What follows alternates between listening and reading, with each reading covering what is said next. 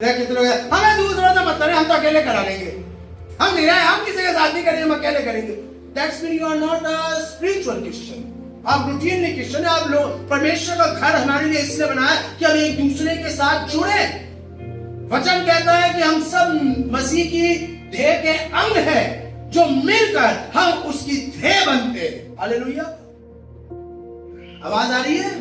मैं और आप मसीह के अंग है। We are the organs. हम जब जुड़ते हैं तब देह बनती है, और अगर हम जुड़ नहीं रहे हैं तो that's mean we are not the part of Christ. हम मसीह के अंग है ही नहीं। बाइबल यही तो बता रही है कि हम एक दूसरे के साथ जुड़े। चर्च में आने का मतलब यही है कि हम एक दूसरे के साथ जुड़े। हमारा गाने का, जैसे हम कई बार क्रिसमस पे या फेस्टिवल सीजन पे कहते हैं एक महिलाओं का ग्रुप बन जाए। लेडीज संडे भी हम करते हैं, क्यों बन जाए? जवानों का संडे करते हैं, बच्चों का संडे करते हैं, क्यों? वाई? किस लिए करते हैं ये इसलिए ताकि ये वाला ग्रुप आपस में जुड़ जाए। ठीक है, बस 3-4 लोगों के लिए नहीं है, ये पूरा ग्रुप इसमें पार्टिसिपेट करे। अच्छा लगता है जो करते हैं, और मेरे को दुख होता है उन पर जो इसमें पार्टिसिपेट नहीं करते हैं। कर सकते हैं लेकिन कर नहीं रहे, और आप ना करके ये शो कर रहे हैं you are not the part of Christ. आप यीशु मसीह के है ही नहीं। आप रूटीनली क्रिश्चियन है जो सिर्फ चर्च में आ रहे हैं, और एज ए रूटीन क्रिश्चियन परमेश्वर बरकत देंगे। आपको स्पिरिचुअल बनने की जरूरत है, और आत्मिकता का मतलब है we have a purpose. Participate करने का पर्पस, और पर्पस है हम एक साथ जुड़े। क्या लिखा है? इब्रानियों निकालिए 10वां अध्याय 24वीं आयत और 25वीं आयत। इब्रानियों 10वां अध्याय 24वीं आयत और 25वीं आयत। वहां पे क्या लिखा है? भले कामों में उकसाने के लिए एक दूसरे की चिंता। हालेलुया। उकसाना जानते किसे कहते हैं? प्रोवोक करना। तुम कर सकते, अरे तुम करो ना। कई बार आपने बहुत से लोगों को देखा होगा जो गलत बात में एक दूसरे को उकसाते हैं। अच्छा तुमने कुछ कहा नहीं, वो तो ये समझेगा तुम ना मर दो, तुम्हारी गलती थी इसलिए तुमने कुछ नहीं कहा। कहना चाहिए था तुमको 2 बात। मैं होती ना तेरी जगह, मैं तो ऐसा मुंह पे देकर आती हूँ, नानी याद आ जाती है उसको। क्या उकसा रहे हो? लेकिन वचन हमें बता रहा है कि जब हम चर्च में आते हैं, हम एक साथ मिलते हैं, तो हम भले कामों के लिए उकसाए। अच्छा आप टाइप नहीं देते? अरे दिया कहने देखो, हम देते थे, खुदा ने हमें बरकत दी, भी दिया था। अरे तुम्हारी प्रॉब्लम सारी सॉल्व हो जाए। अरे तुम चिंता मत करो, एक काम करो, मैं तुम्हारे साथ तैयारी करूंगी, हम दोनों मिलके गाना गाएंगे। मैं अकेले गाना गा देती थी। बहन सुनीता किसी से कहे कि मैं अकेले गाना गाती थी, एक काम कर बहन तू भी मेरे साथ, हम प्रैक्टिस करेंगे, और हम दोनों मिलकर अगले लेडीज संडे में हम तीनों मिलकर गाना गाएंगे। उकसाइए किसी को, यही तो काम है चर्च में आने का।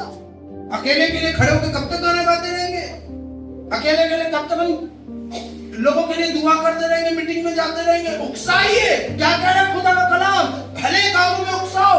हमने कई बार बहुतों को लड़ाइयों के लिए उकसाया होगा, बहुतों को बुराई के लिए उकसाया होगा कि तुम जवाब दो, साहब तुम्हें तो कुछ नहीं आता है, घर में बैठे रहो, चूड़ी ले लो मेरी, साड़ी पहन के तुम बैठो, हम जाते बात करके आते। उकसाए आदमी को जो नहीं बोलना मांग रहा वो भी बोल देता है। लेकिन कभी अपने आदमी को उकसाया चर्च जाने के लिए? कभी अपने आदमी को उकसाया कि वो यहाँ खड़े हो? जैसे आज मुझे अच्छा लग रहा था जब भाई रमन यहाँ खड़े होकर बोल रहे थे, तो इस बात को कहते कि मेरी बीवी इबादत करती थी और उसने मुझे सिखाया। हालेलुया। सिस्टर पुष्पा ने इनको उकसाया होगा। अब कैसे उकसाया भाई, तो पति पत्नी के बीच की बात है। आई डोंट नो कि उन्होंने कैसे इनको प्रोवोक करा होगा, लेकिन आज दिख रहा है उनका प्रोवोक करना कि भाई यहाँ खड़े होके परमेश्वर के नाम की गवाही दे रहे। हालेलुया। बीवियों, क्या आपने कभी अपने पतियों को उकसाया? हम छोड़ देते उनको उनके हाल पे, हम अपनी बीवी को उनके हाल पे छोड़ देते। ये दुआ नहीं करते, करने दो, बच्चे बैठ रहे, नहीं बैठ, ना बैठ, ले बेटा तुम मोबाइल से खेल। नहीं, सिखाओ,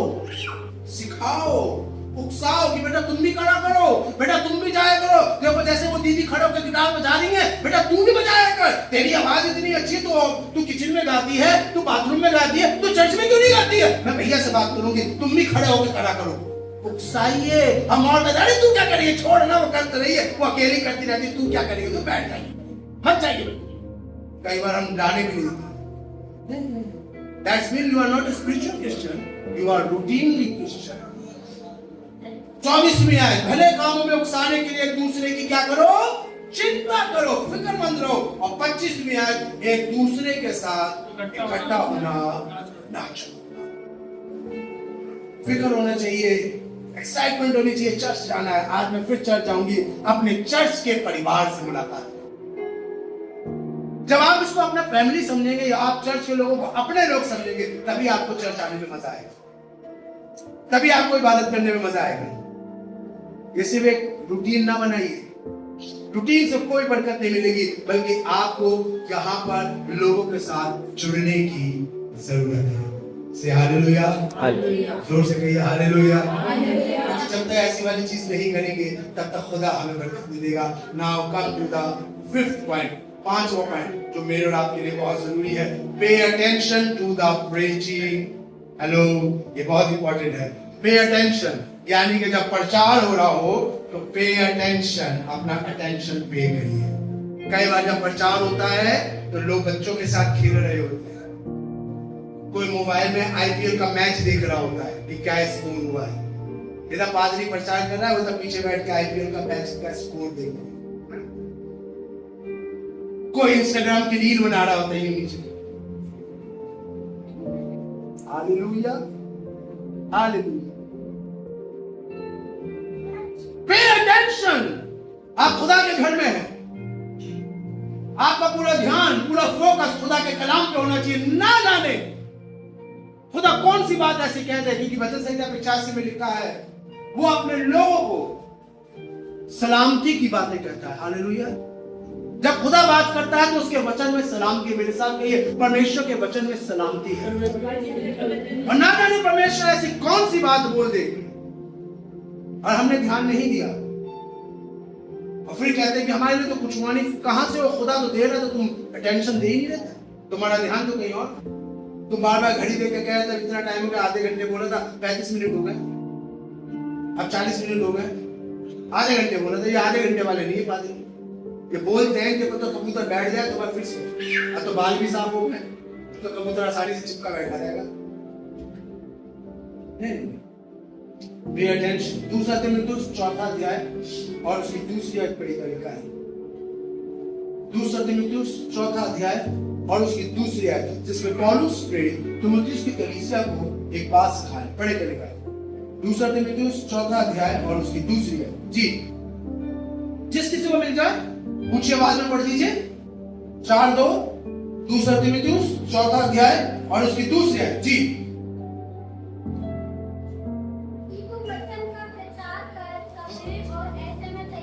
क्या लिखा है? परमेश्वर के वचन के लिए समय, आज समय, हर वक्त तैयार रहिए। खुदा के कलाम के लिए दोबारा पढ़िए, कोई ऊंची आवाज में पढ़े। क्या लिखा? जी हाँ, कि तू वचन का प्रचार, कि तू वचन का प्रचार कर समय और असमय तैयार रहे, समय और असमय तैयार रहे, सब प्रकार की सहनशीलता, सब प्रकार की सहनशीलता और शिक्षा के साथ, और शिक्षा के साथ उल्हाना दे और डांट को समझ, और डांट को समझा, और डांट को क्या कर समझा। This is the preaching, this is the teaching of God. परमेश्वर के वचन की उल्हाना, परमेश्वर के वचन की डांट, ये समझनी जरूरी है, क्योंकि इसी से मेरी और आपकी स्पिरिचुअल ग्रोथ होती है। हालेलुया। बहुत से लोग पूरा मान लेते हैं, पादरी को समझा रहा होता है, किसी को डांट रहा होता है, बहुत से लोग मुंह फुला लेते, चर्च आना बंद कर देते, संगति में आना बंद कर देते, ग्रुप से अपने आप को लेफ्ट कर जाते हैं। एकदम यहाँ पादरी ने डांटा और 1 घंटे के अंदर ग्रुप से लेफ्ट। यार ये बड़ा चुपका टट्टा। अक्सर है, मेरे साथ तो अक्सर ऐसा था, किसी को मैंने डांट दिया, किसी को कुछ कह दिया, मेरे को पता है मैं डांटने के तुरंत बाद ग्रुप जरूर चेक करता हूँ, देखता हूँ लेफ्ट हो गया। That's mean that person is not a spiritual person. वो रूटीनली क्रिश्चियन है, क्योंकि जो स्पिरिचुअल क्रिश्चियन होता है उसके ऊपर ये वाली बात लागू होती है। वो डांट को, वचन की शिक्षा को, उल्हाना को समझता है, क्योंकि उसे मालूम है ये चीजें मेरे स्पिरिचुअल ग्रोथ का सेंटर है। इसी से होती है तरक्की। तेरे सोटे और तेरी लाठी से मुझे क्या मिलती है? ये नहीं लिखा तेरी गोदी और तेरी थपकी से रिश्ते को शांति मिलती है, तो दूध पिलाने से, सैलड खिलाने से शांति मिलती है, ऐसा कुछ लिखा। सोठा और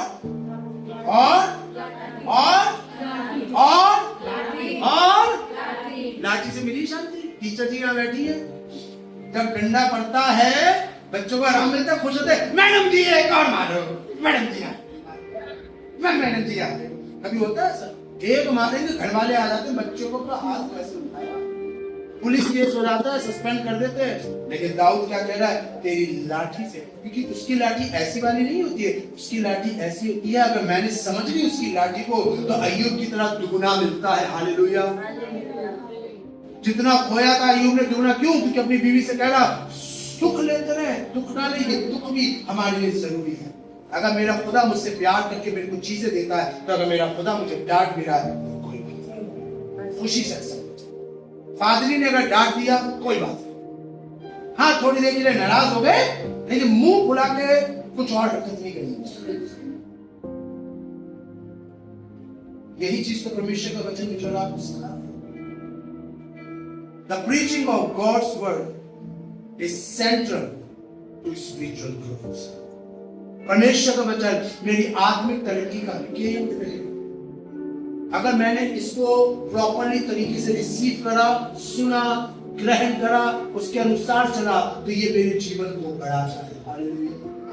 लेकिन अगर मैं खाली सिर्फ चर्च में बैठा हूँ, टाइम पास करने के लिए आया हूँ, खाली सिर्फ मैं रूटीनली 2 घंटे संडे चर्च जाना है, जैसे कितने 70% ईसाई यही काम कर रहे हैं आज की तारीख में, बस चर्च जाना है हमें। तो भैया अगर सिर्फ चर्च जाना है तो वर्ड ऑफ गॉड से कुछ नहीं मिलेगा। वर्ड ऑफ गॉड तब करेगा जब आप उसे अपने अंदर काम करने का मौका देंगे। Hallelujah. Now come to the next point, very important. Proclaim Christ whole week. जब आप यहां से जाते हैं, आप चर्च अटेंड करके उसके बाद क्या करा? चर्च हो गया, खत्म हो गया, 1 बजे यहां से फ्री हो गया, अब आप अपने घर जाएंगे। अब इसके बाद आप नेक्स्ट संडे आएंगे। इन बिटवीन क्या करा? मेरी और आपकी ड्यूटी सिर्फ चर्च आने की नहीं है, एक रिस्पॉन्सिबिलिटी भी है। जहां ड्यूटी है वहां रिस्पॉन्सिबिलिटी है। अब मेरी जिम्मेदारी क्या है कि मैं पूरे हफ्ते जो यहाँ कलाम सुना है उसकी चर्चा किसी से अपने घर में, अपने परिवार में, अपने बच्चों के साथ, अपने आदमी के साथ, अपने बेटे के साथ, अपनी बेटी के साथ, सिर्फ यहाँ पे छोड़ के, यहाँ पे लेके यहाँ छोड़ के ना जाओ, इसको मैं अपने साथ लेकर। आपने यहाँ गवाही सुनी? कितने लोगों को बर्तन मिली गवाही? मिली किसी को? नहीं मिली? इस वाले कॉलोनी में किसी को नहीं मिली? मिली? तो उन गवाहियों को क्या करें? यही छोड़ दे? उन गवाहियों को लीजिए, अपने घर लेकर जाइए। इस पूरे हफ्ते में आपकी किसी न किसी से मुलाकात होगी, जो बीमार होगा, जो तकलीफ में होगा, जो डिप्रेशन में होगा, जो शायद कह रहा होगा यार मेरा मन भर गया है, ये सब करके देख लिया, कुछ नहीं होता, मेरा दिल खट्टा हो गया है, दुनिया से मैं उब गया हूं, अब कुछ नहीं है, कहीं कोई कुछ भी नहीं है। आपके पास गवाहियों का पुलिंदा है, निकालिए गवाही। अरे तुम्हें नहीं पता, जिस चर्च में हम जाते हैं वहां पे एक लेडी थी, हमारी तरह थी, चर्च ने उसके लिए दुआ करी, प्रभु यीशु मसीह ने उसे छुआ, वो सब कुछ ठीक हो गया, उसका आदमी बिल्कुल ठीक हो गया, उसका बेटा चंगा हो गया, तेरे साथ भी होगा। तो चर्च जाना, हमारे साथ चल या किसी भी चर्च में जा, देख खुदा तेरे काम में। ये है एक मेंबर का काम। जो कुछ आप यहाँ सुन रहे हैं, जो कुछ आप यहाँ देख रहे हैं, जाइए जाकर दुनिया में लोगों को बताइए कि प्रभु यीशु मसीह जिंदा खुदा है। पूरे हफ्ते इस काम को करिए। 2 कुरिन्थियों 5वां अध्याय 20वें, 2 कुरिन्थियों 5 और उसकी 20वें जी, 2 कुरिन्थियों 5:20 जल्दी से निकाल के पढ़िए। 2 कुरिन्थियों 5:20। इसलिए जी हाँ, हम मसीह के राजदूत हैं। हम कौन है? मसीह के राजदूत। Who are you? कौन हो आप? कौन हो? मसीह के राजदूत। जोर से बोलो, कौन हो?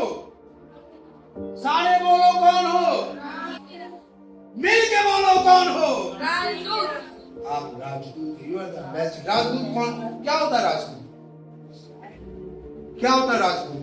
बोल तो दिया चिल्ला चिल्ला के, राजदूत राजदूत राजदूत राजदूत। कौन है राजदूत? क्या है राजदूत? क्या होता है राजदूत? किसी को रिप्रेजेंट करता है, राजा को रिप्रेजेंट करने वाला जो व्यक्ति होता है उसे राजदूत, जिसको इंग्लिश में कहते हैं एम्बेसडर। अगर कहीं पर वर्ल्ड के लीडर्स की कॉन्फ्रेंस हो रही है तो प्राइम मिनिस्टर और प्रेसिडेंट हर दफा नहीं जाते, हर जगह नहीं जाते, वो अपना एक रिप्रेजेंटेटिव भेजते हैं जो इंडिया को रिप्रेजेंट करता है। वो इंडिया की तरफ से वो बात करता है और जो वो बात करता है उस बात को इंडिया फॉलो करता है, उसको कहते हैं राजदूत। मैं और आप किसके राजदूत हैं? जब हम दुनिया के अंदर हैं तो लोग हमें मसीह के राजदूत समझे। हालेलुया। अब मजे की बात आगे सुनिए क्या लिखा। जी हाँ, मानो हाँ, परमेश्वर हमारे द्वारा मानो, और मैं कहूंगा चाहे ना मानो, लेकिन परमेश्वर हमारे द्वारा बात करता है। हालेलुया। लोग बाइबल नहीं पढ़ते, ये संसार बाइबल नहीं पढ़ेगा। आपका पड़ोसी, आपकी क्लास के बच्चे, आपके फ्रेंड्स, आपके ऑफिस के कलीग्स वो बाइबल नहीं पढ़ते। वो किसे पढ़ रहे हैं? वो किसे पढ़ रहे हैं? वो आपको पढ़ रहे हैं। तुम चढ़ जाते हो। ईसाई तो ऐसे नहीं होते, तुम्हारा यीशु मसीह तो ऐसे नहीं था, तो तुम ऐसे कैसे हो?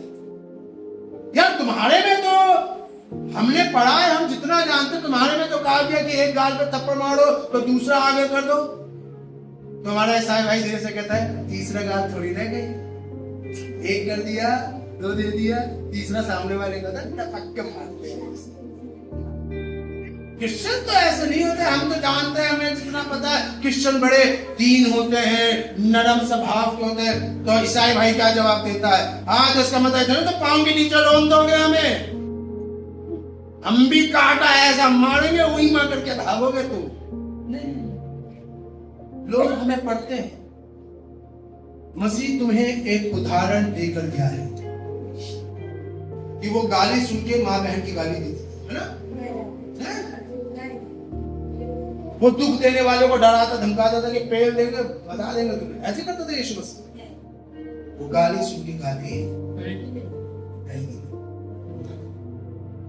लोग हमारे अंदर पढ़ते हैं। हम क्या पढ़वा रहे हैं लोगों को? क्या पढ़वा रहे हैं लोगों को? गाली बकना, दारू पीना, सिगरेट पीना, लालच करना, चोरी करना, ये पढ़वा रहे हो आप लोगों को? हम क्या लोगों को शिक्षा दे रहे हैं? लोग हमको पढ़ते हैं। यीशु मसीह की पहचान हमसे है, तो क्या यीशु मसीह को आप आइडेंटिफाई कर रहे हैं? मुझे याद आ रही है खुदा की एक खादिमा जिसके विषय में हम सब जानते हैं, बहुत बड़ी खादिमा है, पास्टर जॉयस में। वो अपनी गवाही दे रही थी।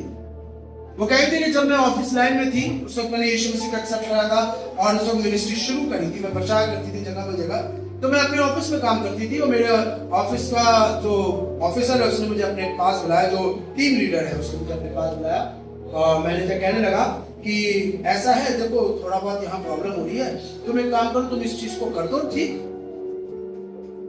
और मैं तुम्हारी तनख्वाह बढ़ा। जो बॉस था उसने ये वाली बात सुनी।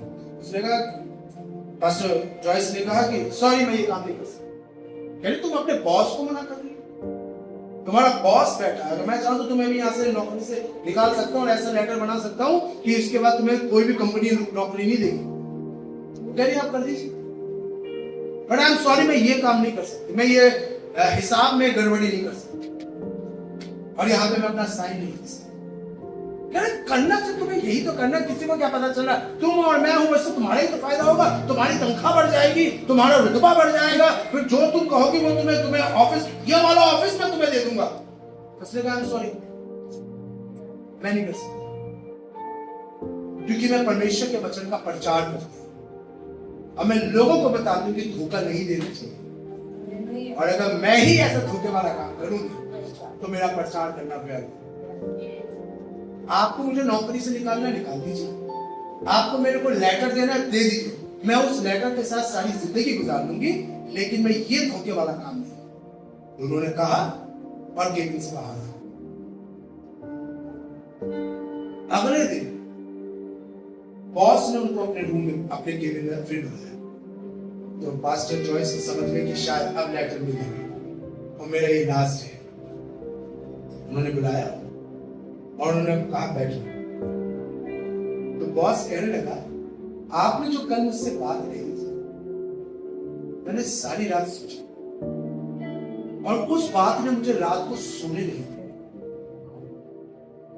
यहाँ पे ऑफिस के अंदर दर्जनों सैकड़ों काम करते हैं और कोई भी इस पोस्ट को लेने के लिए और ये सैलरी लेने के लिए कुछ भी करने को तैयार है। अगर मैं किसी से भी कहता तो कोई भी कर देता साइन और इसमें गड़बड़ी कर देता और हजारों डॉलर ले लेता और पोस्ट भी ले लेता और कर देता खुशी खुशी।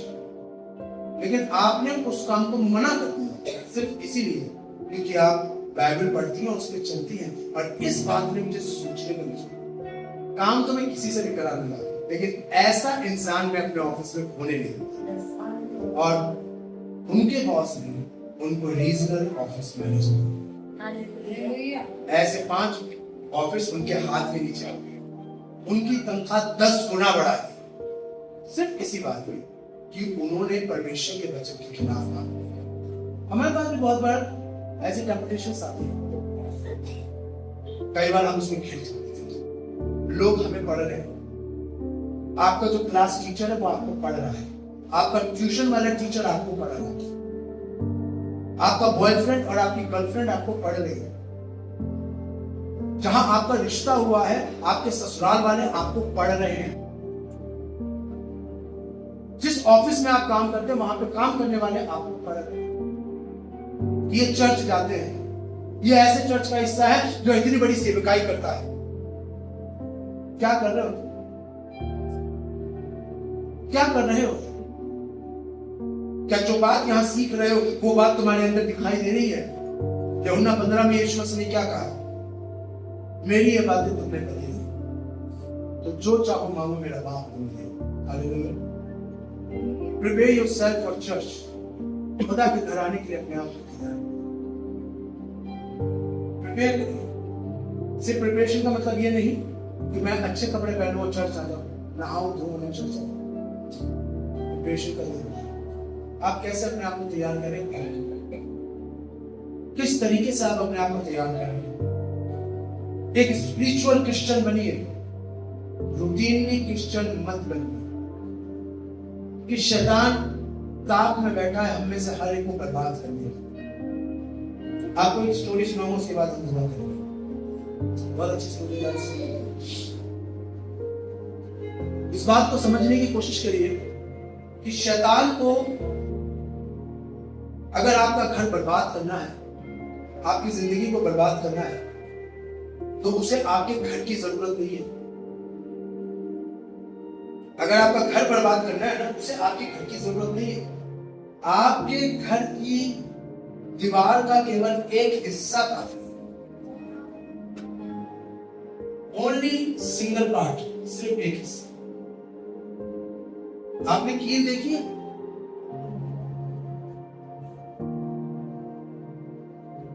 कितनी बड़ी होती है? सिर्फ एक कील काफी है पूरे घर को बर्बाद करने के लिए।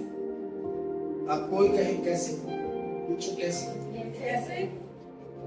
बताते हैं कैसे कि शैतान आपके घर को अगर बर्बाद करना चाहता है वो पूरे घर को नहीं लेगा, उसको बस एक कील लगानी है और घर बर्बाद। कैसे?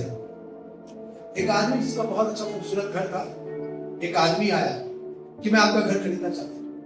उसने कहा sorry I am not interested, ये घर मेरा पुश्तैनी है, मेरे बाप दादाओं का घर है, मेरे पापा का बचपन यहाँ गुजरा, मेरे दादा ने ये घर बनवाया था, उनकी जवानी, उनकी शादी की जिंदगी और मेरे पापा का बचपन, मेरा बचपन यहाँ गुजरा, मैं ऐसे नहीं दूंगा। उसने कहा मैं, तो वो आदमी कहने लगा कि मैं आपको इसके डबल पैसे दूंगा, मार्केट से डबल पैसे। तो मालिक कहने लगा आप मुझे डबल क्या, आप 10 गुना भी देंगे तो भी मैं आपको नहीं पूछूंगा, क्योंकि इससे मेरी फीलिंग्स है। तो वो आदमी चला गया। 2 दिन बाद वो आदमी फिर आया, तो मालिक कहने लगा आपको मैंने 2 दिन पहले समझाया था, आपको समझ में नहीं आया, मुझे घर नहीं बेचना। तो वो आदमी कहने लगा फिक्र न करिए, मुझे आपका घर नहीं खरीदना। तो कहना फिर क्यों आया? कि बस आप मुझे इजाजत दे दीजिए, मैं आपकी दीवार के एक हिस्से में कील गाड़ना चाहता हूं। वो कहने लगा कील गाड़नी है? कह रहा हाँ मैं कील गाड़ दूंगा, इतने हिस्से में कील गाड़ दूंगा और फिर इसके रुपए भी मैं आपको दूंगा। ये एक कील गाड़ने के मैं आपको 5 लाख रुपए दे रहा हूं। एक कील गाड़ने के मेरे को किसी आपके घर के किसी भी हिस्से से कोई मतलब नहीं है, बस ये कील मुझे यहाँ पर गाड़नी है और एक इस कील के गाड़ने के मैं आपको उल्टा 5 लाख रुपए दे रहा हूं। बोलो मंजूर है? आदमी का स्वागत तो करना नहीं, नुकसान क्या होगा? सिर्फ एक कील ही तो गड़ेगी, जैसे ये गड़ी है कील, सिर्फ एक कील गड़ी है, ये कील गड़ेगी और इसके बदले में मुझे 5 लाख मिल रहे हैं। क्या मकान भी मेरा, घर भी मेरा, जगह भी मेरी, बस ये वाला हिस्सा कील वाला हिस्सा ही तो है जो इसका है, और ये क्या मंजूर है मुझे? ठीक है, उसने कील भी, पैसे उसके हाथ में दिए 5 लाख रुपए और कील उसने यहाँ पे गाड़ चला गया। मालिक खुश, कहता यार ये तो बड़ा सही सौदा हो गया, आज तो मैं मजा आ गया, 5 लाख मिल गए कील गाड़ने के। अगले दिन सुबह सुबह वो आदमी फिर आया, उसके हाथ में एक थैला था और वो थैला गंदगी से भरा हुआ था, खूब गंद उसके अंदर, सड़ी हुई सब्जियां थी, मांस के सड़े हुए टुकड़े थे, कीड़े लगे हुए, उसके अंदर से टपक रहा था कुछ। वो लाया वो थैला और जो कील उसने गाड़ी थी उस पर टांग। मालिक आया, ये क्या कर रहे हो? तुम्हारी हिम्मत कैसे हुई यहाँ पे ये टांगने की? मेरा घर है, मेरी जगह है। तो उसने कहा मालिक बिल्कुल सही कह रहे हो, सारी जगह है, मैं क्या कर रहा हूं? मैंने अपनी कील पे तो डाला है, आपके घर के किसी हिस्से में डाला, ये कील मेरी है, 5 लाख रुपए कल मैंने आपको दिए, अब इस पर मैं कुछ भी करूं आप कुछ नहीं बोलेंगे, पेपर साइन हो चुके चाहिए। अब वो करे क्या ना करे, अब रोज वो आदमी आता और सड़ी सड़ी चीज अल्लाह कर वो उस कील पे टांग देने का काम हो गया। धीरे धीरे वो पूरी दीवार सड़ने लगी, धीरे धीरे कुछ दिनों के बाद वो दीवार के साथ वाली दीवार सड़ने लगी, फिर उसकी दूसरी वाली दीवार सड़ने लगी, वहां कीड़े घूमने लगे, केचुए आ गए, मगस आ गए, कॉकरोचेस आ गए, वहां पे तरह तरह की बदबू आ रही थी, ऐसा लग रहा था जैसे मुर्दा पड़ा है वहां पर। ऐसी भयंकर बदबू ने उसके पूरे घर को घेर लिया। 4-5 दिन बाद, हफ्ते भर बाद वो मालिक आया, कहने लगा ये तूने मेरे घर में क्या कर दिया? मेरा घर सड़ गया है, मेरा परिवार परेशान हो गया है, हम लोग बीमार हो गए हैं, हम लोग अब यार रह नहीं पा रहे, तुझे चाहिए था घर, ले जा, जो देना दे दे, नहीं मिलेगा ये ले। और उसने उसको वो घर औने पौने कोड़ियों के दाम में बेचकर, जिसकी कीमत करोड़ों की थी, वो 8-10 लाख में बेचने चला। मॉरल ऑफ द स्टोरी, शैतान को अगर हमारी जिंदगी बर्बाद करनी है, पूरा नहीं लेता, वो सिर्फ एक कील गाड़ता है। इजाजत हमने दी है, वो आपका गुस्सा,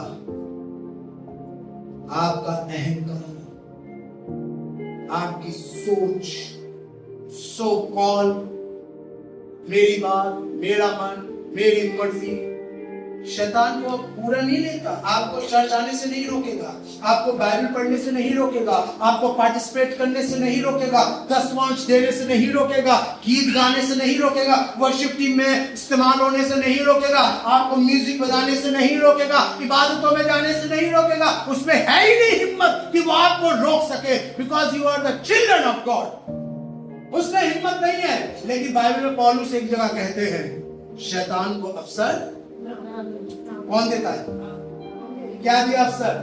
वो आता है, कहता है कील गाड़ दो, गाड़ दो।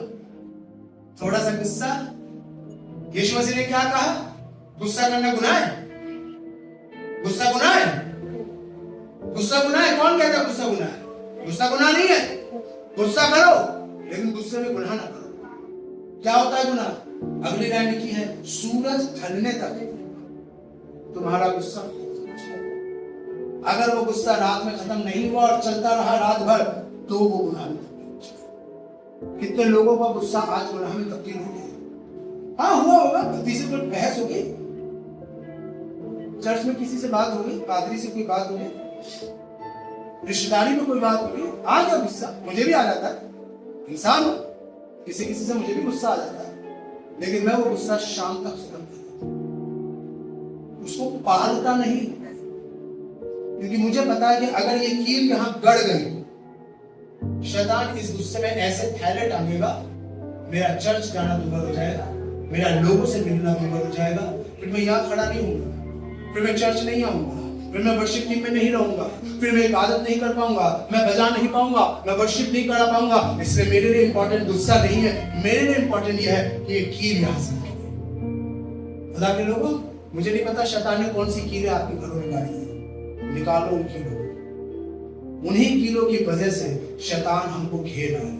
और ये बात हमें तब समझ में आएगी जब हम तैयारी के साथ खुदा के घर में होंगे। Prepare yourself. हालेलुया। आइए आप करें, दुआ करें, मैं आपको परमेश्वर के हाथ में